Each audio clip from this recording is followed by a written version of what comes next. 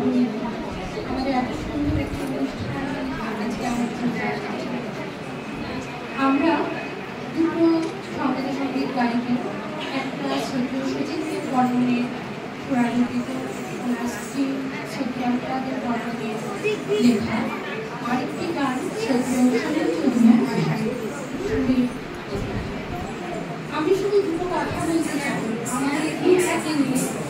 আমাদের এই আলবেলা গ্রুপে সকলেই যে প্রফেশনাল তার নয়, আমরা চেয়েছি বিশেষ করে আমি আর মৈত্রী যে অনেকের তো সুপ্ত প্রতিভা থাকে যারা ছোটবেলায় করেছে অথচ কোনো না কোনো কারণে তাদের সেই আর পরবর্তীতে আর সেইভাবে আবৃত্তি হোক গান হোক বা যাই হোক গল্প লেখা কবিতা হয়ে ওঠেনি। আমরা চাইছি তাদেরকে একটু একটু করে তাদেরকে চর্চা করিয়ে কিছু করতে, তাদেরকে সবার সামনে তুলে ধরতে। এটাই আমাদের একমাত্র শুরু করছি আমাদের সঙ্গে।